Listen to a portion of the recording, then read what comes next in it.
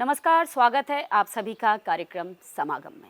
हर बार हम अपने इस कार्यक्रम के ज़रिए आपको देश प्रदेश की जानी मानी हस्ती से रूबरू कराते हैं और जानते हैं उनके व्यक्तिगत जीवन के साथ उनके प्रोफेशन से जुड़ी कई बातें।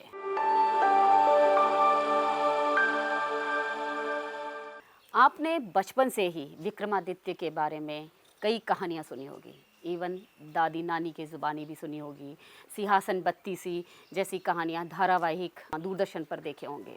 लेकिन क्या कभी आपने सोचा है कि विक्रमादित्य के पराक्रम की कहानियाँ आप तक किस तरह पहुँचाए? इस पर किस तरीके का शोध चल रहा है, उस पर आज हम बात करेंगे हमारी आज की शख्सियत से। आज हमारे कार्यक्रम की शख्सियत है महाराजा विक्रमादित्य शोधपीठ के निदेशक श्री राम तिवारी जी से, जिनसे आज हम जानेंगे विक्रमादित्य के बारे में और उनके ऊपर क्या क्या शोध चल रहे हैं, किस तरीके का अध्ययन किया जा रहा है और किस तरह मध्य प्रदेश सरकार जो हमारे स्टूडेंट्स हैं उनको फेलोशिप दे रहे हैं। तो नमस्कार सर, आपका हमारे कार्यक्रम में बहुत बहुत स्वागत है। आपके बारे में जितना मैं जानती हूँ, पिछले 15 सालों में आपके पास संस्कृति विभाग की कमान थी और मध्य प्रदेश स्थापना दिवस के बारे में लोग को पता नहीं था कि किस तरीके से उसको सेलिब्रेट किया जाता है। उसे आपने सेलिब्रेट करना सिखाया और लोक रंग जिसके बारे में लोग जानते नहीं थे, तो उस लोक रंग में हमारी जो संस्कृति है पूरे देश की, उनको संजोने की कोशिश की है। और साथ ही आपने हमारे यहाँ पर एक ट्राइबल म्यूज़ियम, उसकी भी स्थापना आप ही के द्वारा की गई। तो सर, इतने आपने काम अच्छे अच्छे किए हैं मध्य प्रदेश के लिए और आज आपके पास एक महत्वपूर्ण जिम्मेदारी है विक्रमादित्य शोधपीठ की। तो लेकिन इस बारे में तो मैं बहुत सी बातें करूँगी, लेकिन जानना चाहूँगी कि जो पहले का जो दौर था उसको आप अब कैसे मिस करते, क्योंकि उस समय आप इतने बिजी रहते थे। बिजी रहना तो जिसको कहते हैं ना, एक शौक है। तो बिजी पहले भी रहता था, बिजी रिटायर होने के बाद भी हूँ। और अब चूँकि दौर तो सारे बदल रहे हैं, क्योंकि जो सोशल पॉलिटिकल जो चेंजेस देश और दुनिया में हो रहे हैं, तो उसमें बहुत सारी जो चीज़ें हैं, गंभीर चीज़ें जो हैं, गंभीर कलाएँ हैं, साहित्य, संस्कृति, ये सब हाशिए पे जा रहा है, जीवन में ही जा रहा है। लेकिन तब भी यह है कि जैसे एक जो अंश भर योगदान जो रहता है कि भाई आप जो सोचते हैं, जैसा करते हैं, करना चाहते हैं, तो करने की कोशिश करना चाहिए। तो वो कोशिश महाराजा विक्रमादित्य शोधपीठ के माध्यम से भी करने के चल रहा है धीरे धीरे। जब आपने विक्रमादित्य शोधपीठ है, इसकी स्थापना भी आप ही के द्वारा की गई है। इसके लिए आपने कई लोगों से आप मिले होंगे, कई अध्ययन किया होगा। तो किस तरीके से इसकी शुरुआत हुई और ये जहन में कैसे आया कि ऐसा एक डिपार्टमेंट ओपन करना चाहिए? देखिए, फ्रैंकली स्पीकिंग, कि विक्रमादित्य शोधपीठ का माध्यम तो मैं बनाने के लिए, लेकिन इसके पीछे कुछ किरदार हैं। जी जैसे एक तो आज की तारीख में उच्च शिक्षा मंत्री मोहन यादव, जी तो वो उस ज़माने में उज्जैन विकास प्राधिकरण के अध्यक्ष हुआ करते थे। फिर सम्राट विक्रमादित्य को लेकर ही महानाट्य उज्जैन में हो रहा था, जिसमें अडवाणी जी उसके मुख्य अतिथि थे, मुख्यमंत्री जी शिवराज सिंह चौहान जी थे, और सुरेश जी सोनी जो संघ के बहुत उच्चाधिकारी रहे उस वक्त। प्राचीन समय में हम विक्रम संवत की बात करें कि ये उसी समय शुरू हुआ था। उन्होंने ही हमारे यहाँ पे कैलेंडर की शुरुआत की थी। तब से आज माना जाता है कि अभी 2080 वर्ष चल रहा है हिंदू परंपरा के अनुसार। तो इस बारे में आप बताइए कि विक्रम संवत ये कैसे शुरू हुआ? देखिए, विक्रम संवत की भी कहानी थोड़ी मज़ेदार है। ऐसे तो काल गणना को लेकर देश में और उज्जैन में बड़ी परंपरा रही है। ये उज्जैन ही है जो बताता है कि लगभग पृथ्वी को बने हुए लगभग 2 अरब वर्ष हो चुके हैं। तो युगाब्द संवत भी है, कुछ उस वक्त युधिष्ठिर संवत भी है, तो इस तरह से कुछ हैं, लेकिन वो प्रचलन में नहीं रहे। तो अब जो ज्ञात इतिहास में जो सबसे ज़्यादा प्रचलन में जो है वो विक्रम संवत है, और वो भी कालगणना का केंद्र चूँकि उज्जैन रहा है, इस कारण से वहाँ हुआ। तो विक्रमादित्य टू माय माइंड देश के पहले स्वतंत्रता सेनानी मैं मानता हूँ उनको, जिन्होंने शकों को, जो चाइना के मूल स्थान से वो आए थे, लेकिन वो ईरान और इराक होते हुए उन्होंने हिंदुस्तान में दखल किया। उसकी एक अपनी कथा है कि एक जैन साधु थे कालकाचार्य, उन्होंने उनको इनवाइट किया यहाँ हमला करने के लिए। तो उज्जैन में विक्रमादित्य के जो पिता थे गर्दभिल महेंद्रादित्य, 2-3-4 तरह के नाम से लोग जानते हैं, तो उन पर हमला करने के लिए, और उन्होंने बाकायदा शकों ने जो है इनको बेदखल भी किया, और फिर उसके बाद विक्रमादित्य ने फिर रिकैप्चर किया उज्जैन को। तो मज़े की बात यह है कि उन्होंने तो फिर से एक बार मालवा की या हिंदुस्तान की गरिमा को फिर से प्रतिष्ठित किया। उसके साथ साथ वो शायद मेरी अपनी जानकारी में पहले ऐसे राजा हैं या लोक नायक हैं जिन्होंने अपने व्यक्तिगत संग्रह से, धन से, जो प्रजा है, उज्जैन की जो प्रजा है, उसको ऋण मुक्त किया। क्योंकि जो शकों के टाइम पर जिस तरह से गरीबी या जो भी कुछ रहा होगा, शोषण हुआ होगा, तो ये पहली बार उन्होंने किया। उसके बाद का उदाहरण मुझे कुछ तो मिलता नहीं देखने को, बल्कि अभी तो सरकारों का यह है कि वो टैक्स वैक्स लगा के अपना संचय जो करना होता है, क्या ठीक है। तो उसी वक्त फिर जो समाज है, उन्होंने उपकृत अपने आप को मानते हुए विक्रम संवत का मतलब मालव संवत, कृत संवत के नाम से सबसे पहले शुरुआत हुई। लेकिन चूँकि ये लोक नायक थे, तो ये खुद अपने नाम से, और हमारे भारत में परंपरा ऐसी है भी नहीं कि हम अपनी फ़ोटो लगा दें, अपना सब कुछ अपनी तारीफ़ करें। तो वो लेकिन उसके जब ये विक्रम संवत, कृत संवत या मालवा संवत चालू हुआ, उसके 7-8 साल बाद ही से शिलालेख और सब मिलना चालू हो जाते हैं। तो अब तो फिर बहुत सारे प्रमाण मिल गए हैं। से अगर दूरदर्शन पे भारत एक खोज अगर नहीं आता तो शायद हम कई सारी चीज़ें, हमारा जो इतिहास है वो भी नहीं जान पाते। और वही अगर हम विक्रमादित्य के बारे में भी आज अगर हम जानते हैं तो वो भी है दूरदर्शन के माध्यम से, क्योंकि उसमें भी सिंहासन बत्तीसी और विक्रम वेताल सीरियल आता था, तो उसके थ्रू हमें जानने की जान पाए हम लोग। और अगर हम ये भी कहें कि ऐसी विडंबना है कि हमारे जो इतिहास है उसमें विक्रमादित्य के लिए कोई एक स्पेशल चैप्टर नहीं है। न केवल विक्रमादित्य पर, हमारे प्राचीन इतिहास में बहुत सारे चरित्र ऐसे हैं जिनके बारे में कोई चैप्टर नहीं है। तो बल्कि हम लोग उसी तरह से मैं देखता हूँ कि नेहरू जी ने भारत एक खोज की। बहुत से लोग ये मानते हैं कि उनका पश्चिमी नज़रिया रहा, पश्चिम में उनकी शिक्षा दीक्षा हुई आदि आदि, लेकिन उन्होंने एक तरह से हिंदुस्तान को समझने की कोशिश की।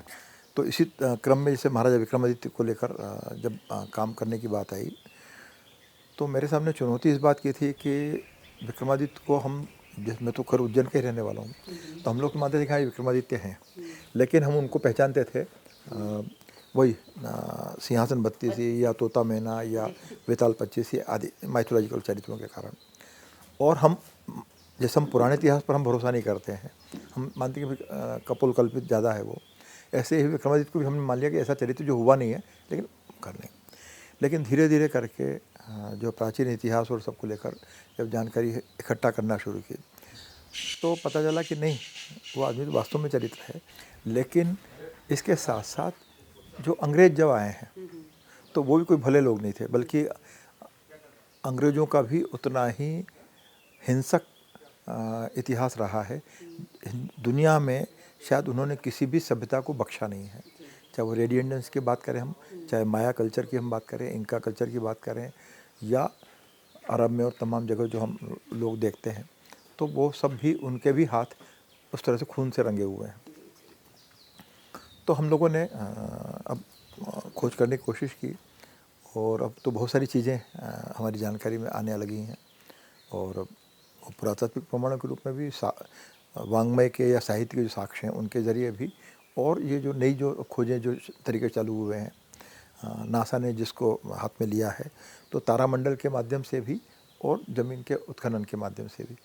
तो अब जाहिर है कि कुछ समय यदि राज्य की रुचि रहेगी, समाज की रुचि रहेगी, तो शायद कुछ समय में, कुछ वर्षों में हम बहुत सारे अपने प्राचीन इतिहास के बारे में सुखद परिणाम लेके सामने आ सकेंगे। सर, अभी आपने हमें बहुत सारी बातें बताई उज्जैन के बारे में और सम्राट विक्रमादित्य के बारे में कि किस तरह उनके बारे में शोध चल रहा है। लेकिन अब हम लेते हैं एक छोटा सा ब्रेक, और ब्रेक के बाद हम जानेंगे महाराजा विक्रमादित्य शोध पीठ में आप किस तरह स्टूडेंट्स को फेलोशिप दे रहे हैं और किस तरीके के अनुसंधान चल रहे हैं।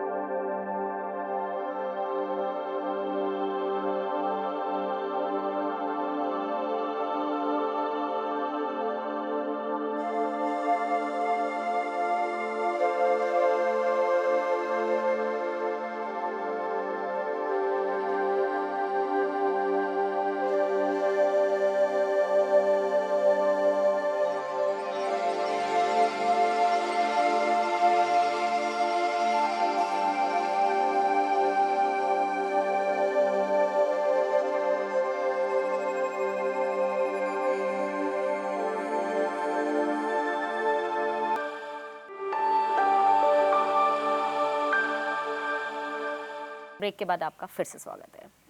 सर, मैं जानना चाहूँगी कि जो ये विद्यापीठ है, इसमें किस तरह के पाठ्यक्रम चला रहे हैं और किस तरीके के अनुसंधान चल रहे हैं? देखिए, पाठ्यक्रम जैसी कोई चीज़ तो हम लोग नहीं कर पा रहे। जी। जैसे कि मैंने बताया कि लगभग ये वन मैन आर्मी की तरह ही है, जी। पर बहुत सारे प्रकल्प हमने शुरू किए हैं। जैसे फेलोशिप है, तो सीनियर और जूनियर फेलोशिप, तो इस बार हमने एक तो उनको यूजीसी के नाम के साथ जोड़ा है, ताकि जो शोधकर्ता हैं उनको यदि ठीक ठाक राशि मिलती है शोध कार्य के लिए तो उनकी रुचि बनी रहेगी। तो इस लिहाज से हमने यूजीसी के साथ उसको अपग्रेड किया है। तो सीनियर फेलोशिप जो है लगभग 4,72,000 रुपया एक साल में उसको मिलेगा, और जो जूनियर फेलोशिप है उसमें लगभग 4,32,000 मिलेगा। विचार यह है कि समाज के ऐसे लोग जो बिल्कुल युवा हैं और उनकी शोध कार्य में रुचि है, तो उन लोगों के लिए जूनियर फेलोशिप है, जिनके अधिकतम उम्र 50 वर्ष होना चाहिए, और सीनियर फेलोशिप में उम्र का कोई बंधन नहीं है। जो 80 साल के हैं या 90 साल के भी हैं, लेकिन यदि उनके पास ज्ञान की ऐसी खजाना है जिससे समाज को लाभान्वित हो सकता है समाज, तो वो को करना है। तो इस बार लगभग 11 फेलोशिप है, नहीं तो हर साल हम 3-3 फेलोशिप देते थे, 3 जूनियर 3 सीनियर। तो इस बार हमने इसको बढ़ाया है ताकि, और विषय विस्तार भी किए हैं। तो लगभग शायद 20 विषय हैं जिन पर हमने फेलोशिप के प्रस्ताव आमंत्रित किए हैं। ये भी संभव है कि 20 के 20 विषयों पर अच्छे प्रस्ताव हमको मिल जाएं। यदि मिल जाते हैं तो फिर हम 11 फेलोशिप तक नहीं रुकेंगे, बल्कि जो भी योग्य लोग हैं उनको भी हम जोड़ना चाहेंगे। दूसरा, जो फेलोशिप है उसको हम केवल अपने लाइब्रेरी के संग्रह में नहीं रखते हैं, बल्कि उनको प्रचारित करने का भी काम करते हैं। तो हमने लगभग जितनी फेलोशिप अभी तक दी हैं सबको पुस्तकाकार भी हमने छापने का काम किया है, और उसको हमने लोक प्रचारित भी हम करते हैं। जैसे अमेज़ॉन पर भी हमने उसको अपग्रेड किया है, तो उसके लिए मिलने लगा। और फिर ऐसी बहुत सारी जो रेयर जानकारी है जिसको आदमी पैसा लेके ख़रीदे तभी देखे, तो ये भाव भी हमारा नहीं है, क्योंकि पैसा कमाना हमारा लक्ष्य नहीं है।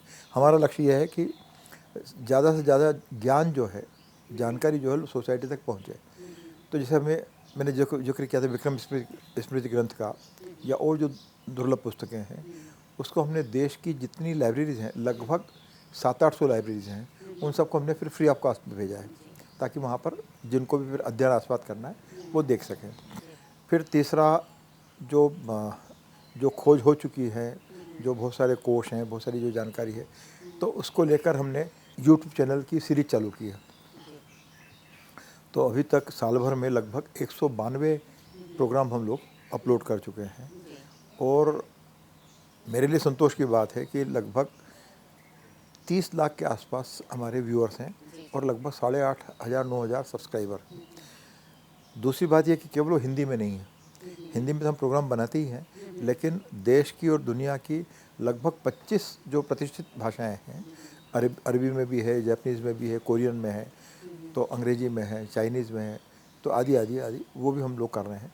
तो वो भी मुझे प्रसन्नता है। इस तरीके से विक्रमादित्य के बारे में जो जानकारियाँ हैं वो सारे विश्व में प्रसारित हो रही हैं। तो क्या ये ऑडियो में होते हैं या वीडियो में होते हैं?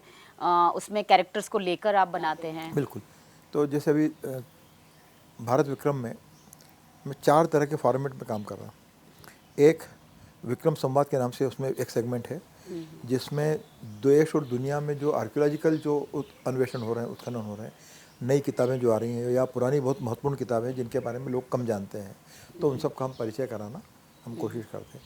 जैसे अभी मैं जो जिक्र कर रहा था कि जैसे पेरू में अभी 23,000 साल पुराने उत्खनन से वेधशाला सब की जानकारी मिली है, तो उसको भी हमने अपने एपिसोड में डाला है। या फिर बांधवगढ़ में जो पुरातात्विक अन्वेषण हुए उनकी जानकारी भी है। तो मध्य प्रदेश में या सीहोर में है, तो जो दुनिया का सबसे पुराना जो फासिल्स है, जो मनुष्य की खोपड़ी है, तो वो मध्य प्रदेश में सीहोर में मिली, तो उसकी जानकारी भी दी। जबकि अभी तक जो है ये माना जाता था कि जो प्रिमेटिव जो मैन है वो अफ्रीका में हुआ, लेकिन हमने उसको वैज्ञानिक तरीके से ही उसको सामने रखने की कोशिश की है कि वो यहाँ पर कब हुआ क्या हुआ। तो उससे बहुत सारी जो थ्योरीज जो हैं वो बदल रही हैं। जो पहले जो पश्चिम ने कहा कि साहब यहाँ कुछ नहीं था, या तो जब पश्चिम में या दूसरे देशों में जो भी विकास के जो स्तर था, तो हम पाते हैं कि यहाँ पर हमारा विकास का जो क्रम है वो उनसे पहले से चल रहा है। जी जी। और फिर सभी नई नई जो उत्खनन हो, जैसे सिंधु घाटी सभ्यता हड़प्पा की, इसकी तो बात सब लोग सुनते जानते हैं। लेकिन धोलावीरा है या कायथा है जो मध्य प्रदेश में उज्जैन के पास में ही है, और जहाँ पर ये वराह मिहिर का जन्म स्थान भी है। जी जी। और चित्रगुप्त समाज के लिए भी वो एक पुण्य भूमि है कि वहाँ माना जाता है कि चित्रगुप्त जी का अवतरण वहीं पर हुआ। जी जी। तो वो सारी जानकारी भी हम लोगों ने करने की कोशिश की है। तो इस तरह से जो विभिन्न जो तरीके हैं समाज माध्यम के मीडिया के, चाहे वो फिल्म के जरिए हो, ऑडियो फॉर्मेट में हो, प्रिंट मीडिया के जरिए हो, या आमने सामने लेक्चर हो, डेमोन्स्ट्रेशन हो, सेमिनार्स हो, या मल्टीपल प्रोग्राम्स हैं, नाटक हैं, पोइट्री है, या और फिल्म है। जैसे अभी इंटरनेशनल फिल्म फेस्टिवल हमने पहली बार किया, जिसको दुनिया भर में जो उनका अपना पुराना इतिहास है, पौराणिक इतिहास है, उसको लेकर कहाँ कहाँ क्या काम हुआ है। अक्सर ये माना गया कि हिंदुस्तान पर तो विदेशियों ने हमला करके उसको पराजित करने का प्रयास किया, जी। लेकिन क्या कोई ये जानकारी कितने लोगों को है कि होमर ने जो अपने महाकाव्य लिखे हैं, हेलेन ऑफ ट्राय भी है और भी जो उनके हैं, तो हेलेन ऑफ ट्राय में वो उज्जैन के वीरों का, वॉरियर्स का जिक्र करती हैं। हेलन को जब वो फ्री होती हैं, तो वो अपने किले पे चढ़कर समाज का अभिवादन करने, अभिनंदन करने और थैंक्स देने के लिए आती हैं। तो वो उज्जैन के जो वीर हैं, अजीनिया उनने जो प्रोनाउंस किया, उनका भी थैंक्स अदा किया कि वो यदि वो वीर नहीं आते तो शायद उनकी मुक्ति नहीं हो पाती। जी। इसके बाद हिस्ट्री में हिस्टोरियन हुए हैं, फ्रेंच हिस्टोरियन हैं, तो उन्होंने लगभग 1832 में इसी फैक्ट को हिस्ट्री में भी दर्ज किया है, फ्रेंच हिस्टोरियन हैं। तो इस तरह से कई जो चीज़ें हैं जिनके बारे में हमारे पास जानकारी कम है या अल्प प्रचारित है। अब जैसे उज्जैन में ही सिंधिया ओरिएंटल इंस्टीट्यूट है, वहाँ बहुत दुर्लभ पांडुलिपियाँ संग्रहित हैं। जैसे महाभारत काल में, महाभारत के दौर में जो युद्ध हुआ, तो उसके चक्रव्यूह जो है, व्यूह रचना जो है, उसके नक्शे वहाँ पर उपलब्ध हैं। तो ये है।